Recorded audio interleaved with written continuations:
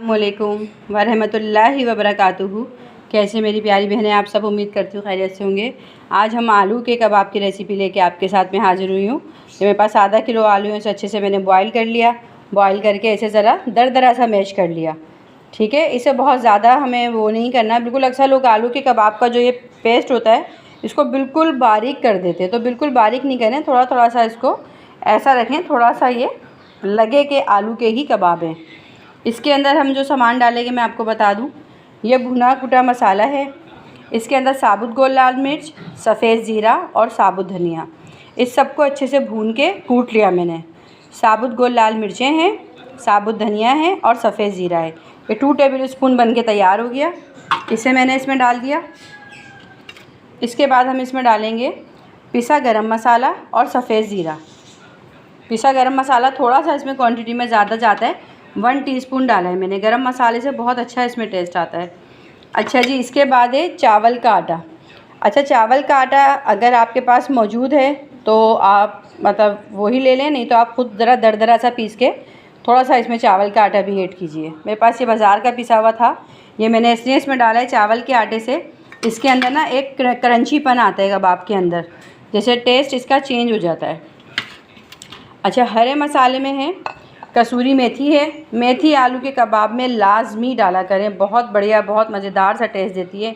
पुदीने के पत्ते हैं, हरी प्याज है कटी हुई, शिमला मिर्चें और हरी मिर्चें, कसूरी मेथी है, पुदीना है, हरी प्याज है थोड़ी सी, शिमला मिर्च है और हरी मिर्चें हैं। ये तमाम मसाला इसमें ऐड कर देंगे। तमाम मसाला ऐड करने के बाद हम इसमें डालेंगे इमली का गूदा।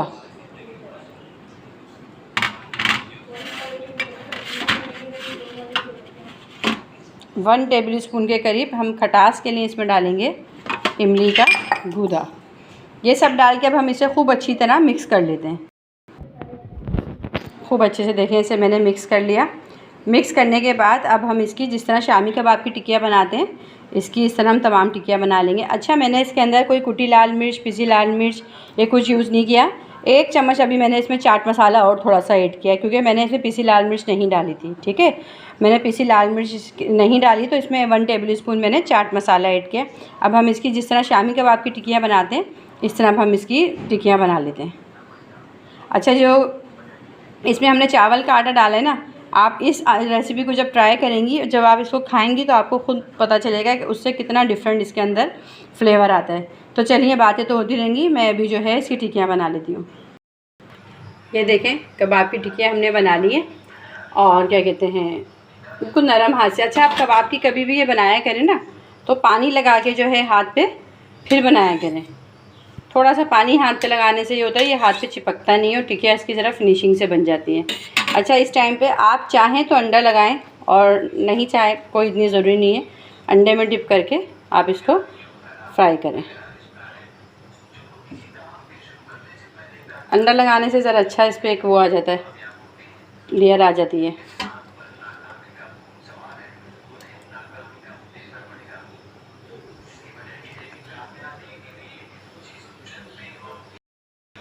एक साइड से पकते हुए तकरीबन इनके 2 से 3 मिनट हो गए।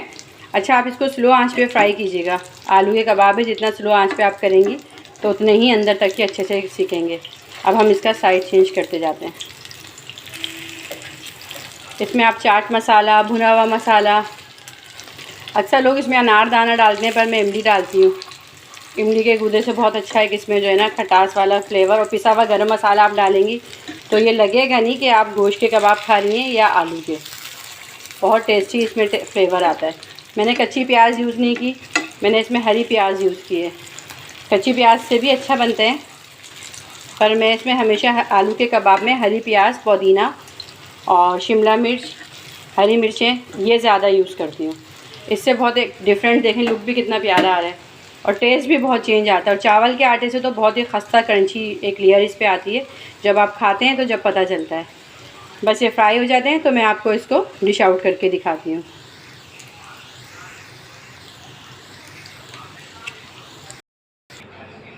ये देखें, माशाल्लाह कबाब तमाम फ्राई हो गए हैं आलू के। और इतनी अच्छी खुशबू आ रही है इसमें माशाल्लाह से। और उम्मीद करती हूँ कि आप इस रेसिपी को ट्राई करेंगे। आपको पसंद आए तो मेरी वीडियो को लाइक, शेयर और सब्सक्राइब ज़रूर कीजिएगा। और नेक दुआओं में, नेक तमन्नाओं में मैं अल्लाह ताला आप हम सबको एक दूसरे की याद रखे। मैं आपसे इजाज़त चाहती हूँ। अल्लाह हाफ़िज़।